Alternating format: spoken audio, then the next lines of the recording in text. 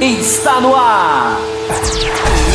O mais tradicional podcast sobre corridas do Brasil. Os comentários e o debate sobre automobilismo de um jeito que você só ouve aqui. A partir de agora, Thiago Raposo, Diogo Gomes e Fábio Campos apresentam Café com Velocidade. Café com Velocidade. A dose certa na análise do esporte a motor.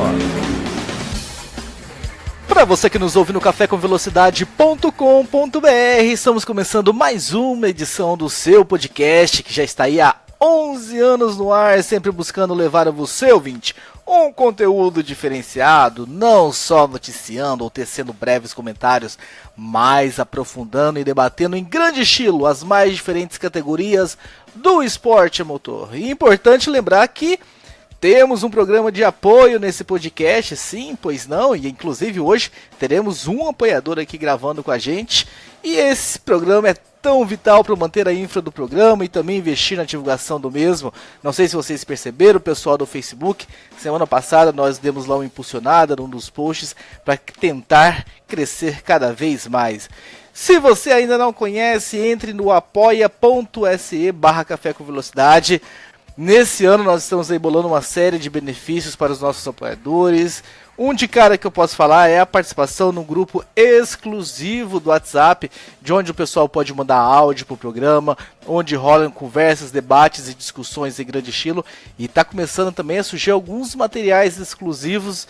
Isso aí está vindo nessa novo programa de benefícios que vai ser anunciado já já. Quem sabe talvez na semana que vem a gente já pode estar detalhando esse assunto aqui com vocês. Para entrar em contato com a gente pelo e-mail no cafécomvelocidade@gmail.com, no Twitter no @cafévelocidade, sem o com, Facebook nós temos página, nós temos grupos, é só procurar lá por Café com Velocidade. Também temos um canal no YouTube onde os blocos deste programa, de todos os programas são publicados. Procure lá o canal Velocidade.org, tudo junto. Vocês podem ouvir também pelo YouTube. Você que gosta de ouvir nos seus agregadores, o nosso feed é muito fácil de decorar. É www.cafécomvelocidade.com.br/feed.xml. É só você procurar no seu agregador, vai achar, assina lá e você vai ser aí avisado e vai baixar com muita facilidade para ouvir no caminho do trabalho, na academia, em qualquer lugar, os blocos do Café com Velocidade. Só lembrando, também estamos no Spotify e também no Deezer, então procure lá Café com Velocidade. Muito fácil para vocês nos ouvir aonde e como vocês quiserem. Edição 598 começando agora. Eu sou o Thiago Raposo, vou chamar Fábio Campos, que está aqui na mesa comigo. Fábio Campos, semana de 1000ª corrida da Fórmula 1. Eu espero que nesse primeiro bloco aqui a gente conte muitas histórias. Você que acompanhou quase as 1000 corridas aí, eu sei que faltam poucas. Você que acompanhou quase as 1000 corridas, eu tenho certeza que terá muitas histórias para contar aqui pra gente. Seja muito bem-vindo. Olá para você, Thiago Raposo, olá para o nosso convidado, que daqui a pouco também vai dar o ar aqui da sua graça. Antes de falar, nós vamos falar nesse bloco da 1000ª corrida da Fórmula 1, pela qual eu tenho críticas, inclusive, a fazer, que não vai surpreender o ouvinte, mas antes eu preciso tirar aqui das minhas costas um peso que eu me coloquei na semana passada. Fui devidamente repreendido no nosso grupo de apoiadores com a maior correção do mundo, porque prometi um assunto para o final do programa. E pela última vez isso aconteceu, de ficar um assunto para a semana que vem sem querer. Foi uma falha que eu não tenho como negar e preciso tirar ela aqui já para não correr o risco de ficar mais feio ainda a minha promessa não cumprida. Eu deixaria no final do programa da semana passada uma reflexão que eu vou deixar aqui para o ouvinte, que foi algo que o Nico Rosberg contou na transmissão da televisão inglesa na semana passada durante o Grande Prêmio do Bahrein. O Grande Prêmio do Bahrein que a gente exalta, que a gente falou da corrida passada, que a gente cita o de 2014 como uma grande corrida, já foi inclusive tema do nosso quadro Corridas Históricas, quando este existia. E o Rosberg eis que contou que durante aquela prova do Bahrein, durante aquela briga fascinante entre ele e o senhor Dieter Zett, que é o chefão da Mercedes, foi o nome que eu fui procurar e acabei me enrolando no programa aquele do passado. bigodão? Exatamente ele, aquele senhor bem fácil de você identificar. Ele não estava na pista e o Rosberg conta que ele mandou diversos SMS, enfim, mensagem de texto, para o Toto Wolff dizendo: precisamos parar com isso, acabe com isso. Então eu deixo essa reflexão para o ouvinte. Eu passo essa informação que eu, como disse na semana passada, talvez não seja uma novidade, talvez seja algo que ele já tenha revelado. Eu fiquei sabendo disso na semana passada e me sinto na obrigação de colocar para o ouvinte essa reflexão. A gente fica em Fórmula 1 e os torcedores ficam semanalmente assistindo, acompanhando e torcendo. Veja você, ouvinte, o tipo de gente que a gente tem que aturar, que são os caras que mandam na Fórmula 1. Uma briga daquela e o chefão da Mercedes, mano, acabe com isso, pare com isso de uma vez por todas. Essa é a reflexão que você, ouvinte, pode e deve fazer sobre quem comanda a Fórmula 1, ou quem comanda as equipes de Fórmula 1, que é tão grave quanto nos dias de hoje. Pronto, tá tirado o peso das costas e fica para o ouvinte aí fazer, como diria o velho de guerra Joelmir Betting, para o ouvinte pensar na cama. E eu quero dar uns parabéns aqui aos apoiadores que foram lá e não deixaram essa história barata. Cobraram mesmo e fizeram... Foram duros. E foram certinho. Prometeu que ia falar, não falou. E ainda quis culpar o âncora por não ter falado. Que absurdo isso. Disso não me lembro. Então, realmente, parabéns aí a todos os apoiadores. Realmente o grupo anda muito bem. E você que não é apoiador, você tem certeza de continuar não sendo um apoiador? Pense bem nisso. É um grupo de conteúdo exclusivo para os apoiadores. Eu só vou falar isso, eu nem sei. Mas vem aí conteúdo exclusivo para você que é apoiar o café. Terão 9 faixas aí, né, Fábio Campos? Você está sendo estudado com muito carinho, de tanto a tanto, tem direito a isso, de tanto a tais. Então vem muita coisa interessante realmente. É o que a gente esperava realmente. Poder dar um pouquinho de volta também a quem nos ajuda e nos apoia com tanto carinho. Dito isso, vamos começar a edição bloco número 1 do Café com Velocidade 598. Se a Fórmula 1 está indo para a 1000ª corrida, o Café com Velocidade está indo para o programa número 600. Será, Fábio Campos, que o Café com Velocidade chega à edição número 1000? Essa eu gostaria de pensar na cama. Eu já ando pensando tanto na cama, eu acho que essa aí eu vou os meus pensamentos. Vamos passar essa pergunta para o ouvinte, né? Pode responder no cafécomvelocidade@gmail.com. Você tá na dúvida? Eu imagino que você tá na dúvida se você chega na 100. Não, é verdade. O café, bem colocado. O café chega no 1000, eu não tenho a menor dúvida. O café chega no 1000, eu não tenho dúvida nenhuma. Já decidi, já tomei a minha posição. Com o Fábio Campos você já não sabe. Vamos brincar assim, depende do ouvinte. Por falar em ouvinte, nós temos aqui hoje um representante da velha guarda dos apoiadores, está com a gente há muito tempo.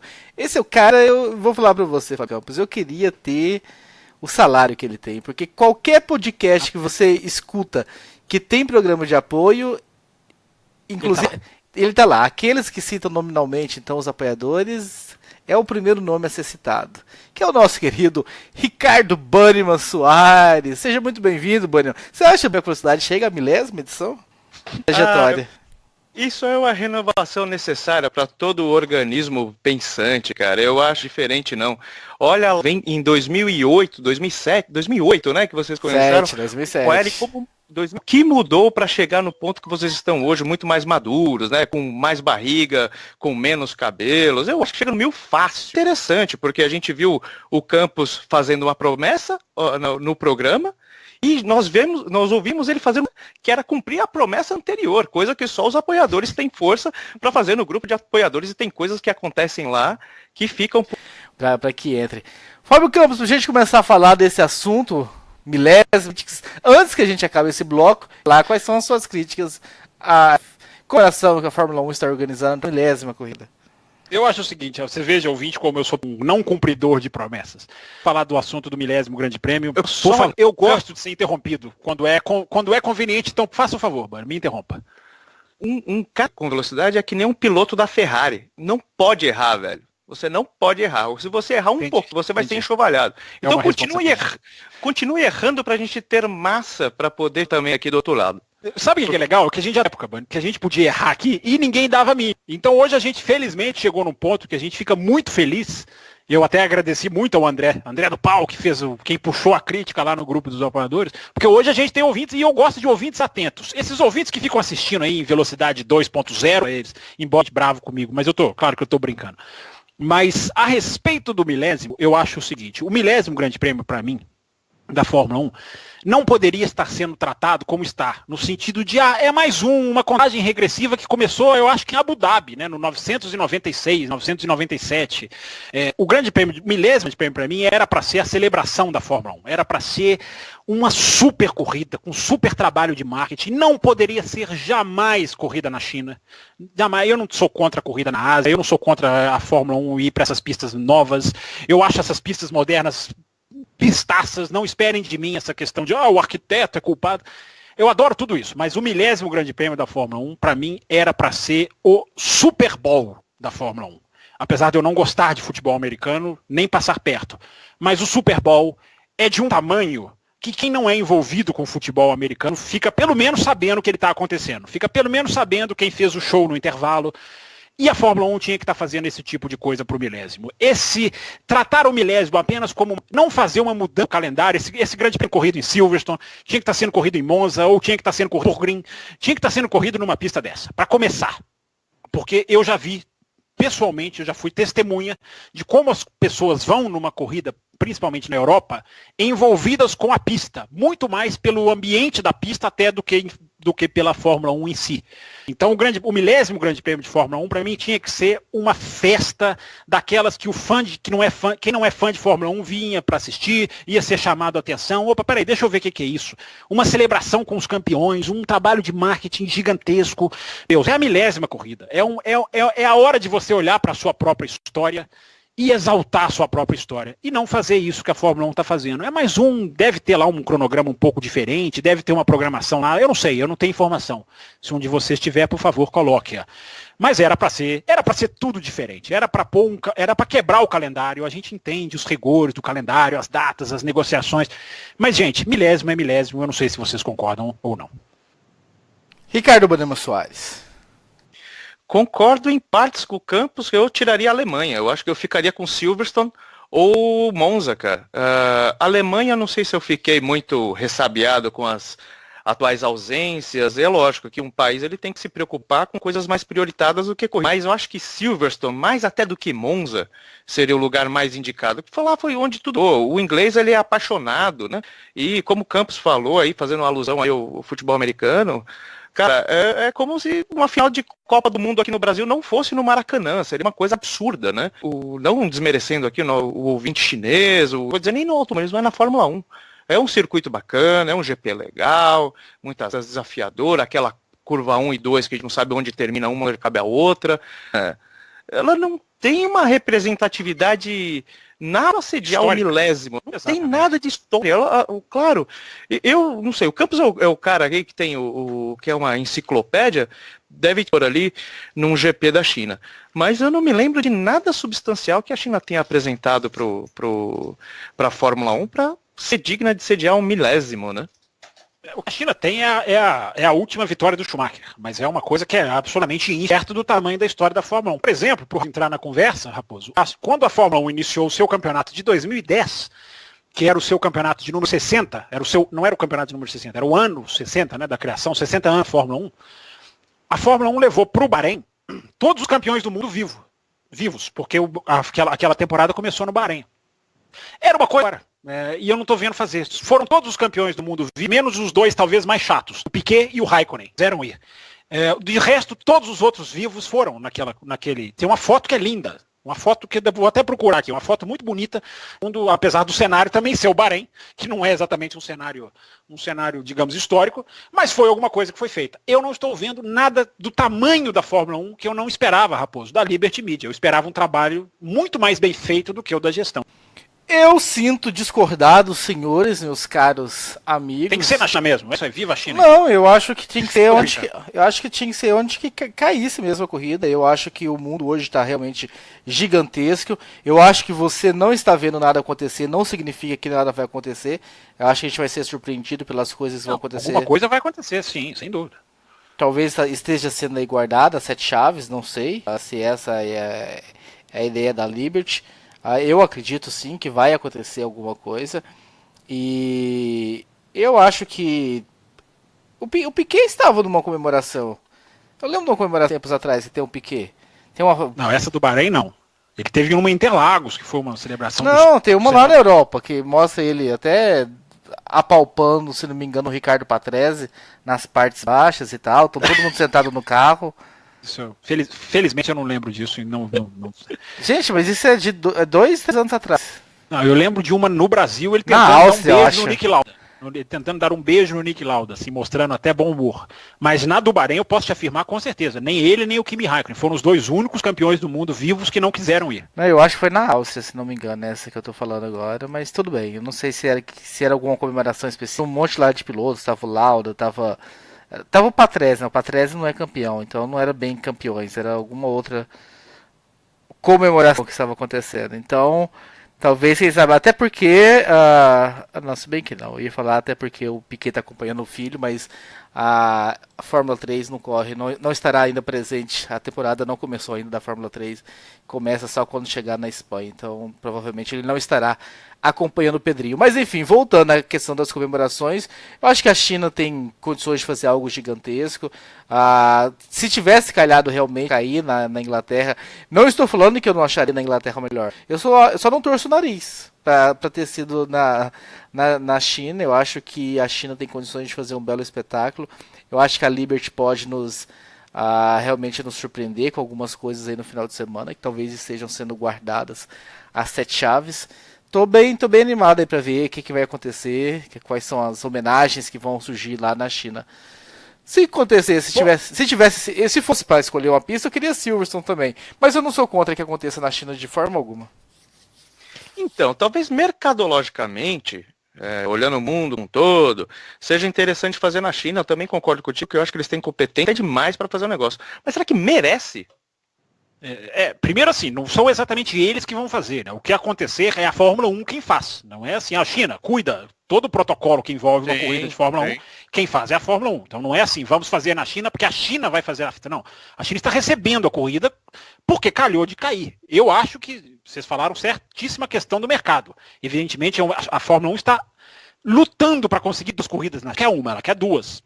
E eu acho que tudo isso, eu não sou daquela turma de, não pode ir para a Ásia, tem que ficar, né, só aqui, ali, não é exatamente isso. Agora, era a hora de você fazer uma celebração histórica de uma pista, como o Banniman citou.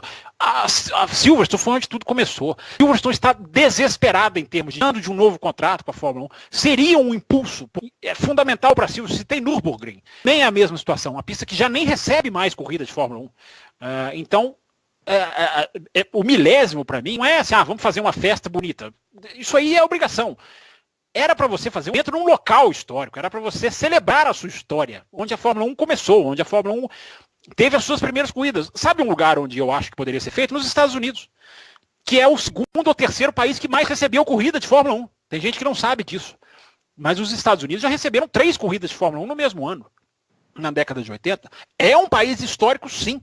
E é o país da Liberty. Então, até se você levasse essa corrida para os Estados Unidos, você calaria a questão mercadológica, porque é um mercado que a Fórmula 1 ama, né, louca por ele, e é onde ela está dando previsível, porque foi para a TV a cabo. Nos Estados Unidos, maior mercado do Netflix, o salto foi gigantesco do ano passado para esse.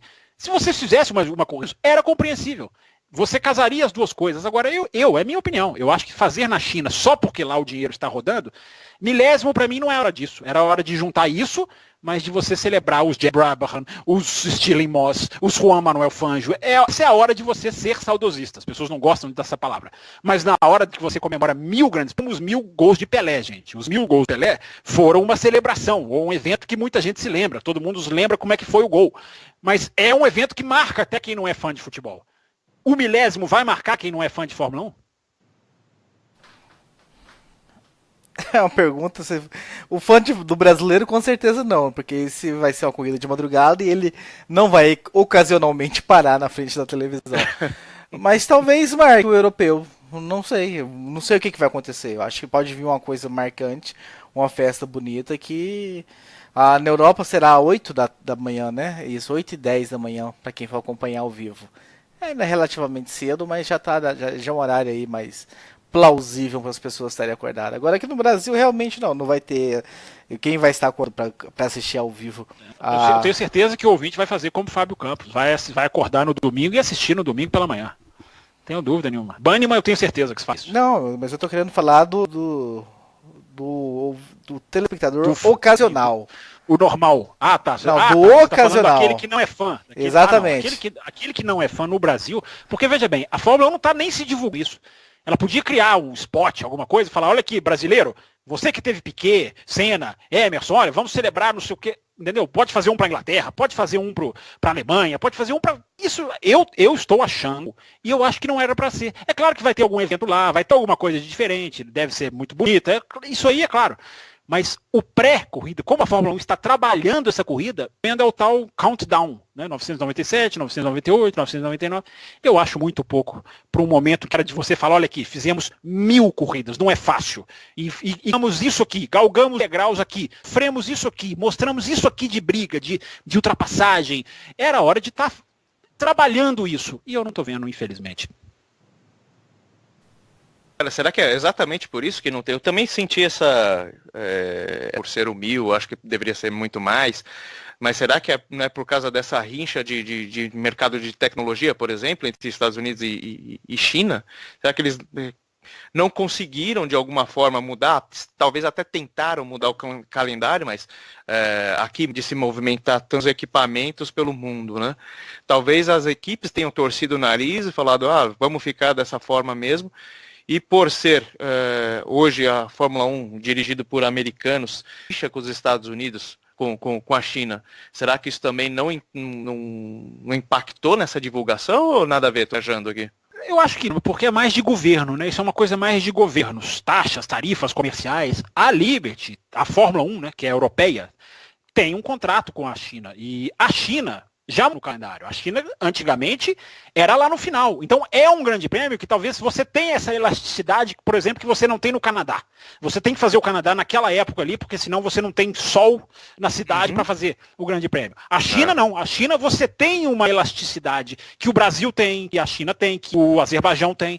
Há lugares que já frequentaram fim de calendário e começo, né? E eu ando dizendo muito isso, inclusive lá no Twitter, tal. Mas um dos que ajudam a ter essa competitividade, um dos fatores é esse calendário gigantesco. Esmaga as equipes e que para quem está ligando a televisão e assistindo, quer 25. Isso está matando a Fórmula 1 do jeito que ela é feita hoje, com essa distribuição financeira que ela tem hoje. Então a gente sabe que o calendário é mais difícil. Mas eu ainda insisto, Bani, ali um sacrifício. Se você fizesse na Europa, você estava até economizando, né, para algumas, para maioria não, para todas as equipes você tá. Enfim, e você venderia um grande prêmio diferente. Para o fã da Fórmula 1 seria já diferente. Imagina, a gente estivesse aqui discutindo um grande prêmio na Inglaterra em abril. Aí tem gente que vai ser 2000, porque choveu, porque o estacionamento que fez barro, como se não pudesse fazer chuva com lama, né? Como se não pudesse fazer corrida de Fórmula 1 com chuva.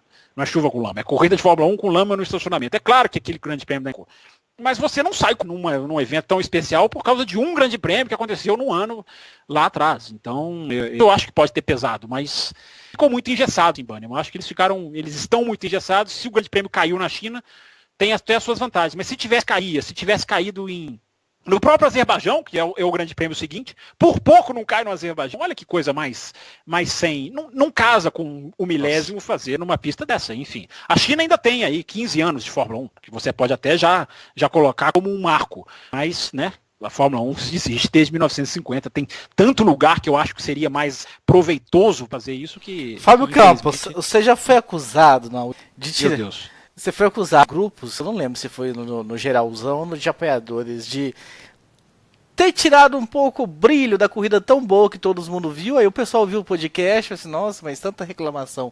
Esse bloco hoje... Eu fui acusado disso? Foi. No grupo dos... Não vi, não me lembro de ter Se não foi no apoiador, foi no geral. Agora você tá aqui, era pra ser um bloco festivo, a gente tá contando a nossa história, e você tá metendo pau na corrida número 1000 de novo. Tô metendo pau. Não, primeiro que eu acho que o ouvinte do café não espera oba-oba, pelo menos não de mim. Segundo que a corrida da semana passada não foi tirado o mérito dela, foi chamada a atenção de uma assim não agrada. Se agrada ao ouvinte, é outra história, ele tem todo o nosso e-mail, ele tem o canal todo para distribuir. Eu não vi se alguém escreveu isso, mas eu tô atrasado nos grupos. Final de semana a gente acaba sempre se atrasando nos grupos, mas depois eu vou lá dar uma olhada. Mas você coloca, é a opinião. Você coloca grupo em dia? Coloco, sem dúvida. Inclusive eu respondi lá a crítica do André do Pau, respondi lá quase que em cima do laço. Mas nesse caso aqui do milésimo, eu só acho que não é o local adequado, simplesmente. Repito, acho que vai acontecer alguma coisa lá, alguma celebração.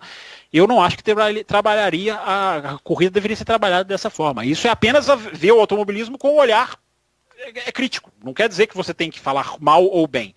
Quer dizer que eu acho que tem um erro. E quando a gente vê que tem erro, como eu falei na abertura do programa, o caso do Rosberg. Protocolado, então. Protocolada a sua reclamação com a corrida número 1000. Agora vamos falar um pouquinho sobre a história da Fórmula 1, essas 1000 corridas, lembranças, sua história. Quer saber a sua história, Fábio Campos, com a Fórmula 1? Já que o Fábio... Minha história com a Fórmula 1?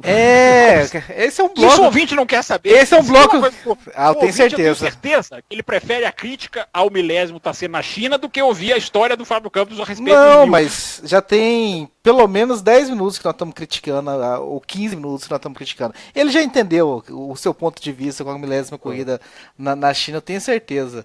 Agora vamos falar Imagina o quão interessante é ver, a gente está aqui na presença de um cara que viu o Fittipaldi ganhar no Brasil, né? Pois Campos, por favor. Vocês vão falar isso, vai ter ouvinte que vai acreditar. Vai ter ouvinte que vai acreditar. Porque eu não tenho a voz de menino que eu sou menino. E eu não tenho a voz de menino. Então vai ter ouvinte que vai acreditar. Quando é que você começou a ver Fórmula 1, Fábio Campos? Eu comecei a assistir Fórmula 1 nos anos 80, não me lembro exatamente qual foi. Você tem uma temporada que tem aquela lembrança? Eu tenho por mim 87 muito marcante, por ser a Lotus preta e tal. Então eu lembro muito de 87, como se fosse... Como é a que eu considero a minha primeira temporada. Apesar de eu lembrar da Lotus amarela, 86, mas ela eu descarto um pouco, eu fico mais com 87. Se eu tivesse que marcar a minha primeira temporada, aquela conta que Galvão Bueno e Reginaldo Leme adoram fazer e que com certeza farão no próximo domingo. Há quantos anos nós estamos aqui, Reginaldo? O Reginaldo fala. E o senhor, Fábio Campos? Eles falam isso toda a corrida, não é? Não? Acho que não. O milésimo era até uma oportunidade justa para eles falarem isso, mas eu acho que eles falam toda a corrida, né? Eu comecei eu acho que eu tenho as lembranças assim de 86, alguns traços de memória do Senna com aquela bandeirinha, né, no carro em Portugal, aquela chuva. Eu tenho uns lapsos assim, mas não tenho uma memória fixa de acontecimentos de 86. Foi mais ou menos por aí. Eu acho que a gente acompanhou, já que vocês querem levar para esse lado, a gente acompanhou 500 dos 1000, já que eu até coloquei lá no meu Twitter. O Grande Prêmio 500 foi o Grande Prêmio da Austrália de 1990. Que era o último grande prêmio daquela temporada. Né? Então a Fórmula 1 ela levou praticamente, quase que exatamente 50... Vencida pelo Piquet, não foi? Se não me engano. Austrália 90? O Piquet venceu. O Japão acredito que sim. O Piquet venceu as duas últimas naquele campeonato, né? Se eu não estou enganado. Mas aquela corrida marcou o grande prêmio número 500 da Fórmula 1. Então a Fórmula 1 levou, é uma ótima dimensão de calendário que eu postei lá no meu Twitter. A Fórmula 1 levou andar 500 grandes prêmios, 40. E veja a evolução do calendário, 28 para andar os outros 500. A marca do milésimo ela é boa para a gente fazer esse parâmetro. 40 para andar 500 e depois só apenas 28 para andar os mesmos 500. Para se ter um parâmetro do tamanho da evolução do calendário, né? Como o calendário virou um salto assim, em termos de número de corridas. Então, a gente pode falar que a gente acompanhou 500. Né? Se a gente começou ali no finalzinho dos anos 80, quem começou, a partir do primeiro Grande Prêmio de 1991, porque até essa coincidência existe, né? Porque esse Grande Prêmio número 500 ele foi o último de 1990. Então é como se a segunda metade da história da Fórmula 1, em termos, claro, numéricos de corridas, começasse exatamente no princípio de 91. Piquet, Mansell e Prost, o pódio dessa corrida.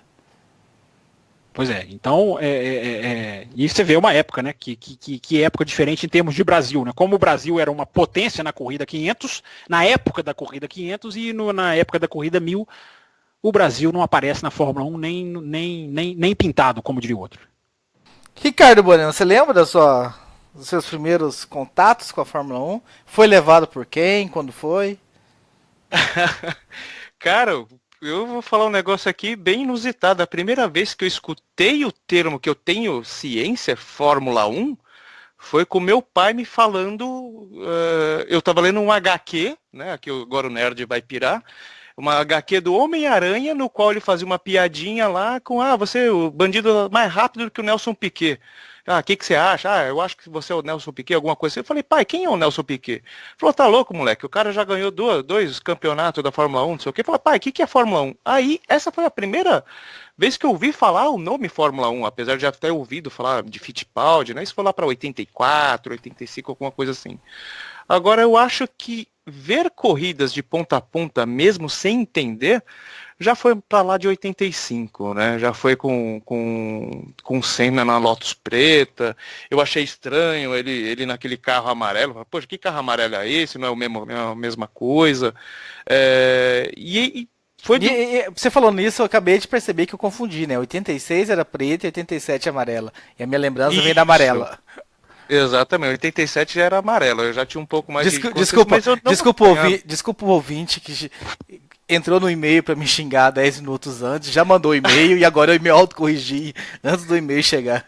O ouvinte acaba de ver que eu sou o mais recente em Fórmula 1 nesse programa, tá vendo? Todos deram seus depoimentos e eu sou o mais caçula em termos de Fórmula 1 nesse programa. Ótimo que a verdade foi estabelecida antes de qualquer disseminação de falsidade. Lê do engano, querido. Eu tenho lembranças da Fórmula 1. Agora eu comecei a acompanhar a Fórmula 1 muito tempo atrás.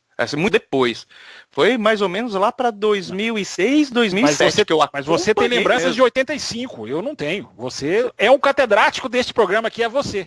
Não, imagina, eu não sabia nem quem era quem naquela época. Lá eu escutava os nomes, que legal, e às vezes dormia, acordava, para mim estava a mesma coisa, sendo bem sincero. Era muito pequeno, não era tão maduro como o senhor nos 80, cara. Eu já não tinha esse discernimento tanto. E aí é aquele negócio, né? A onda da narração, porque o Brasil tá lá na frente, o Brasil tá ganhando títulos.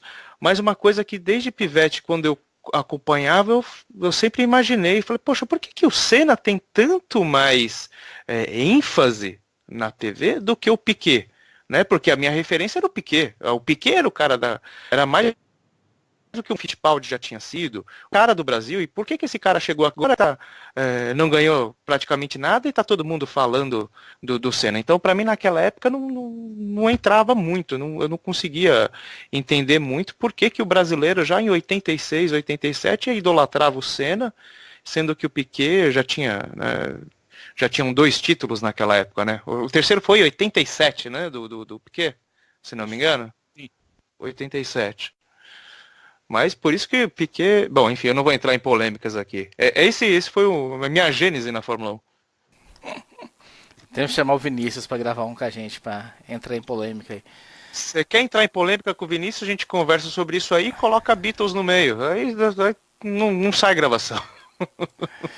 Fábio Campos, chegamos, você falou aí da corrida número 500 na final da temporada de 90, agora milésimo já em 2019. Com essa mudança que o mundo vem sofrendo ultimamente, com o crescimento da Fórmula E, a Fórmula 1 chega à corrida de 1.500? De 1.500? Chega, porque 500 ela vai fazer 500, se as últimas 500 ela fez em 28, ela deve fazer as próximas 500 em 20. Será? Não tem tanto mais espaço para o calendário largar tanto. Mas eles vão chegar a 25. O Ross Brown deu uma entrevista no Bahrein, confirmando que eles vão aumentar, vão seguir. Que seja 20 anos. 20 anos nós estamos falando então de 2049. Ou 39? Não, 2039, isso. Eles realmente vão aumentar a quantidade de corridas? Sim, eles já estão pensando em... já aumenta em 2020, com a chegada do Vietnã. Sim. Então já no ano que vem já tem uma corrida a mais. Se não perdermos a Alemanha, que é sempre uma coisa que está na balança, embora neste ano, Banniman, terminam os contratos de México, de Itália, de Alemanha, de Silverstone, que esse está perigosíssimo. Sim. Então há um risco de uma coisa muito grave acontecer, embora eu acho que não vá acontecer, mas há o risco. Eu acho que vai ser tudo negociado. Mas Silverstone já disse que não vai renovar o contrato se for nessas bases. E aí entra numa discussão que é gigantesca também, de um problema da Fórmula 1, de agora não conseguir baixar o valor.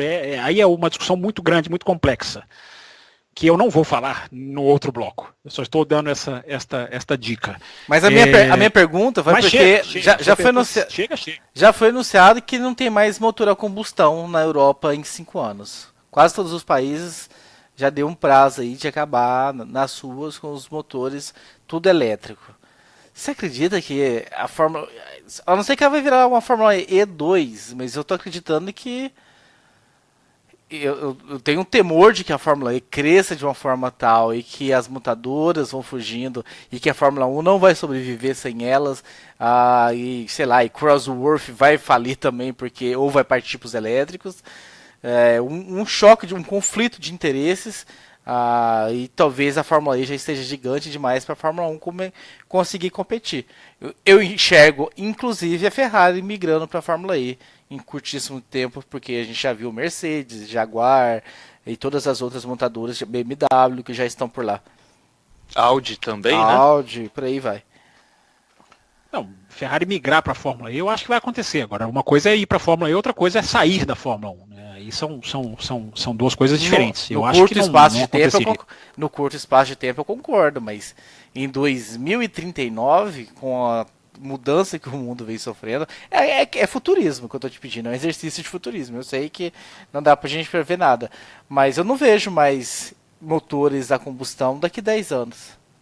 Mas a Fórmula 1 já está abandonando o motor a combustão. A Fórmula 1 já tem um carro já é quase que 50% da eficiência dele é recuperada de energia, de freada. O que aconteceu com o Leclerc perdeu a vitória no Bahrein porque o carro parou de... Eles falam que é um cilindro, né? Mas o cilindro teria deixado também de fazer funcionar a justamente recuperação de energia. O carro de Fórmula 1 já recupera uma quantidade gigantesca de energia. Sair do motor de combustão já é a Fórmula 1 já deu metade desse passo. A Fórmula 1 viraria para o motor elétrico. A Fórmula 1, eu não acho que isso ameace a Fórmula 1, na minha opinião. Claro que a gente está fazendo um exercício aqui, mas eu não acho que o que ameaça a Fórmula 1 é o marasmo. Desculpa decepcionar o ouvinte que só quer elogios, que acha que o Grande Prêmio do Bahrein foi a melhor corrida do mundo.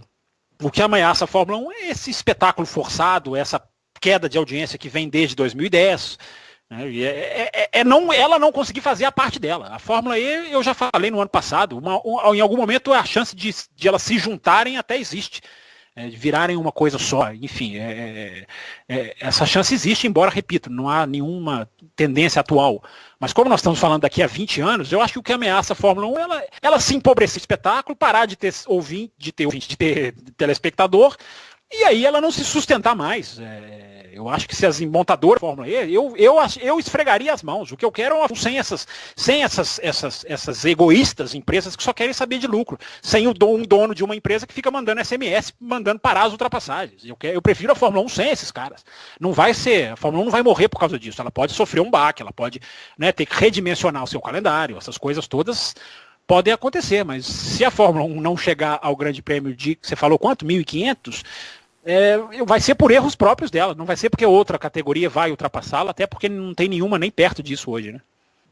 Não, hoje eu concordo que não. Eu tô fazendo exercício de futurismo, achando que vai chegar um momento em que tudo vira elétrico, e aí a hora que virar tudo elétrico, uma já vai estar com uma expertise, anos-luz à frente, e já capitaneando todas as montadoras, vai ficar aquele meio sem sentido. Mas pra que a gente vai voltar pra lá se a gente já tá aqui? O dono das duas é a FIA. A FIA une as duas. A FIA não vai fazer com que uma prejudique a outra. Se a Fórmula E incomodar a Fórmula 1, você pode ter certeza que os pauzinhos serão mexidos. Infelizmente, até pode ser uma coisa até muito negativa, mas os pauzinhos serão mexidos. Ricardo Banniman Soares, se o exercício com o Fábio Campos foi para o futuro, quero continuar com você com o presente e o passado. E quero saber de você uma discussão que tem muito de Fórmula 1, principalmente quando se encontra o pessoal aí, o pessoal quer saber, você gosta de Fórmula 1 e tal, quer saber sua lista de melhores pilotos. Eu não vou querer que você enumere aqui top 5 em ordem, até porque eu acho que é impossível a gente chegar realmente em qual é o melhor de todos os tempos, porque são épocas diferentes. Mas queria saber quem foi que te abrilhantou aí teu olhar nesse tempo de acompanhar na Fórmula 1, quais foram os pilotos realmente que você... Tira o seu chapéu, Ricardo Banniman Soares. Cara, eu não vou falar nenhum figurão, não. Não vou usar muito do passado, vou usar de um presente um pouco mais recente. Um cara que me chamou muito a atenção foi Rubinho, cara. Eu acho que o Rubinho foi um cara que ele poderia ter sido mais topetudo, né? Eu acho que cada um aqui tem a sua... Tem o seu achismo sobre ele, mas ele foi um cara que com pouco, né? Relativamente pouco, ele conseguiu chegar numa Ferrari. E ele marcou uma geração, né, Bani? Ele marcou uma geração e me deu, assim, é um cara que eu sempre tive esperança de ser um cara entre os melhores. Entre os melhores, no que eu digo, assim, eu acho que ele está entre os melhores, mas entre os melhores de resultado. Ele estava no lugar errado com o companheiro errado. Mas se ele tivesse nascido uma geração posterior, talvez, ele não teria sido alvo de chacota que ele foi, sendo depreciado pela mídia brasileira, assim como uma iniciativa que teve 20 anos anterior, que foi a Copersucar, né, que foi dizimada pela mídia brasileira e acabou, já era algo em progresso, mas com mídia negativa acabou caindo por terra mesmo, sem chance de um segundo fôlego. E o Rubinho, eu acho que é um baita de um guerreiro. Ele fez o que muita gente nem sonha em começar, em mapear como começar, e esse cara com pau e pedra chegou numa Ferrari. Tá certo que teve que baixar a cabeça, ele era um funcionário, e outros que a gente pode até citar aí mais recente, um Charles Leclerc, que talvez numa situação um pouco mais diferente, mas já chegou a peitar também, até onde se sabe, né? Eu acho que é algo muito recente, mas ele é um cara que eu admiro muito. Ele é um cara assim que é muito respeitado, sempre será respeitado, mas infelizmente ainda é nebuloso para algumas pessoas. Mas ele tem todo o meu apoio enquanto pequeno fã, né? E eu vou jogar uma polêmica aqui. Eu acho que quem merecia ganhar 2009 não era o Jenson Button, não. Eu acho que foi Rubinho. Talvez por uma margem de 51% a 49%, mas acho que o Rubinho era mais merecedor daquele título do que o próprio Jenson Button, que é outro também, cara, sensacional. Não desmereço o Jenson Button, mas eu acho que o Rubens, por tudo que ele já fez anteriormente, merecia mais esse título. Fábio Campos, da onda de brasileiros, já que o Banniman falou do Barrichello, da onda de brasileiros que veio pós-morte do Senna, tem algum ali que você destaca, assim, de que, porra, se tivesse realmente um carro melhor ali, ou você acha que todos mostraram o que poderiam ter mostrado mesmo e não dava para mostrar mais do que aquilo que foi mostrado? Você disse após o Senna? Após o Senna, veio uma enxurrada, né, de Bernold, Zonta, Pisonia, Burch. Brasileiros. Brasileiros que eu tô falando. Não, eu acho assim. Tasso Marques e... Não, muito fracos, né? A grande maioria muito fracos, embora eu acho que o Bernold fez 2 anos de erros com um bom nível. O Bernold é um cara que é um de Esteban Ocon, é um cara que mostrou, mas não sucumbiu a uma Fórmula 1 que olha mais pro dinheiro do que pro braço. Dos outros brasileiros, nenhum assim que eu acho que tenha sido injustiçado. A maioria é muito fraca. O Brasil, né, não aproveitou o fenômeno do Ayrton Senna. Até o fenômeno da morte do Senna poderia ter sido uma coisa trabalhada, né, para se envolver pessoas com automobilismo, crianças, enfim, kart. Nós temos aqui um especialista em kart na mesa. O trabalho de base. Então a morte do Senna foi a morte do automobilismo brasileiro, embora o Rubinho, que era o contemporâneo do Senna, né, ele não pode se dizer que ele surgiu pós-Senna, ele já estava ali seguindo uma trilha, quando o Senna morreu, ele estava, né, inclusive bateu forte, quase morreu naquele mesmo final de semana do Senna, mas ali marcou meio que a morte do automobilismo brasileiro mesmo, porque não teve nenhum brasileiro que você não vê força no automobilismo brasileiro. Você viu o Pisonia chegar com força, mas um cara sem a menor condição mental de ser piloto de Fórmula 1. Talvez até com o braço. Deixa eu passar os nomes aqui para te ajudar até nessa tua análise aí. Tivemos o Bernold, tivemos o Luciano Burti, Cristiano da Mata, Lucas de Grassi, Pedro Paulo Diniz, Christian Fittipaldi, não, Christian Fittipaldi é da época do Senna também, a gente não pode colocá-lo nessa. Tarso Marques, Felipe Massa, Felipe Nasser, ou Nars, como queira. Nelsinho Piquet, Antônio Pisoni, Luiz Razi. O Razi nem estreou, né? Tá aqui na lista, mas nem estreou. Foi só anunciado. Ricardo Rossetti, Bruno Senna e Ricardo Zonta. Mas enfim, talvez só o de Grassi que eu possa ressaltar também como um cara que não dá pra gente dizer que ele mostrou, como o Bernold pelo menos conseguiu mostrar ali contra os seus companheiros de equipe, mas o de Grassi, pela carreira dele, é um bom nome que chegou à Fórmula 1 e acabou também não dando certo por outros fatores, mas o resto, toda essa maioria que você citou aí, são pilotos, né, que eu nunca vi grandes qualidades neles. O Massa, claro, talvez mereça a menção honrosa, porque com qualidades ou defeitos, foi um cara que lutou, foi um cara que quase foi campeão do mundo, foi um cara que teve uma história bonita na Fórmula 1, sem dúvida nenhuma. Mas infelizmente acabou a geração, né? Aquela coisa de que vinha um atrás do outro. O Brasil parou de produzir, a verdade é essa, não é culpa dos pilotos, o Brasil parou de produzir, o Brasil não olha para a sua base de fórmula, não existe, a gente tem uma confederação brasileira que não faz absolutamente nada pelo trabalho de corrida de fórmula, uma confederação apática, uma confederação que já foi envolvida em escândalos, enfim, a gente tem uma CBA, só falar isso o ouvinte eu acho que já entende, então a gente foi morrendo em termos de oportunidades, né? Não tem piloto, não tem como ter qualidade. Olha, vou dar uma emendada aí, Campos, se você me permitir, Raposo.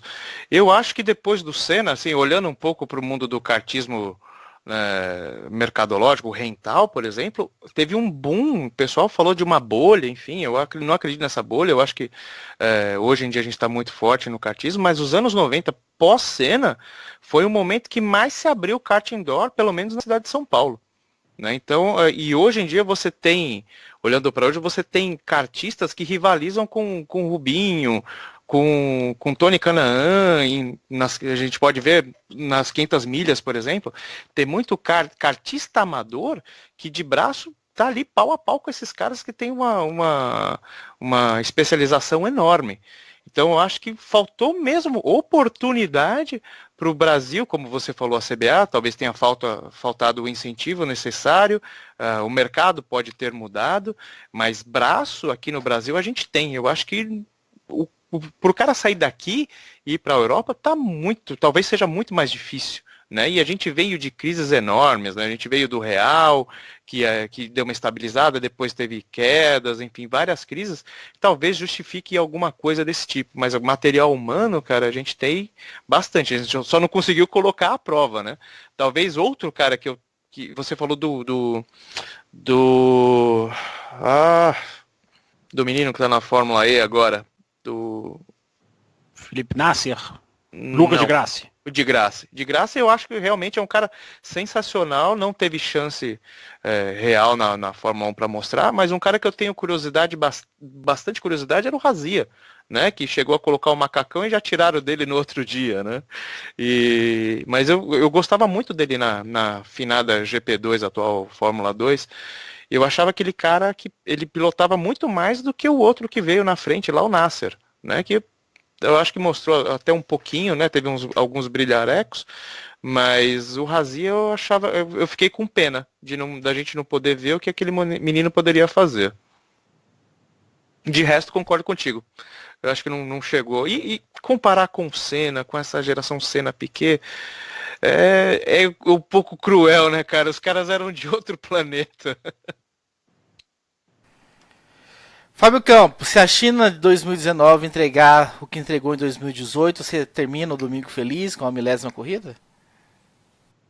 Termino. Se a gente vê um piloto fazer as 2 ultrapassagens que o Ricardo fez, eu acho que vale o ingresso. Aquele é o tipo de corrida que quem está na pista paga o ingresso, senta na arquibancada, sai aplaudindo.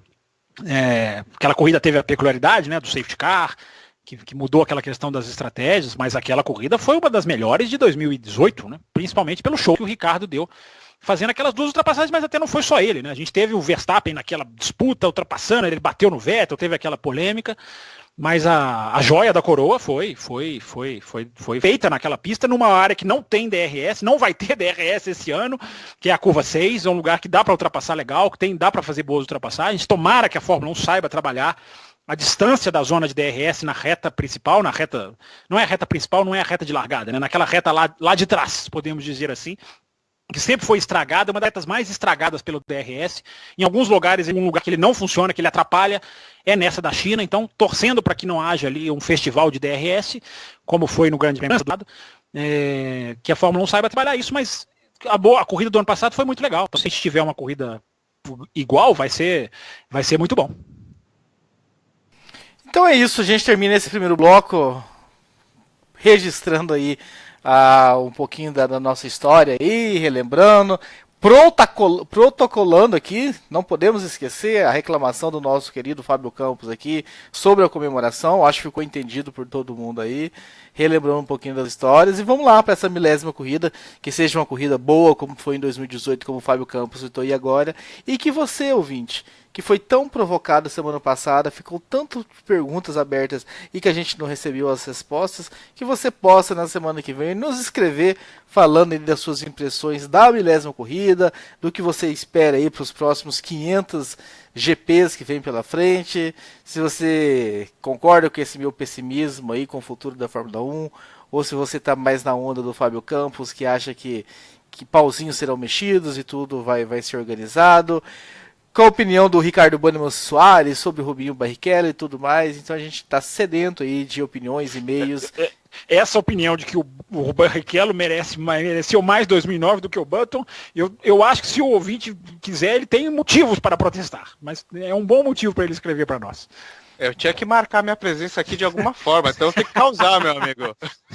Você fez por querer, né? Que absurdo isso. E a gente volta já no segundo bloco, clica lá, ouça-nos no segundo bloco que terá assunto interessante também para ser discutido.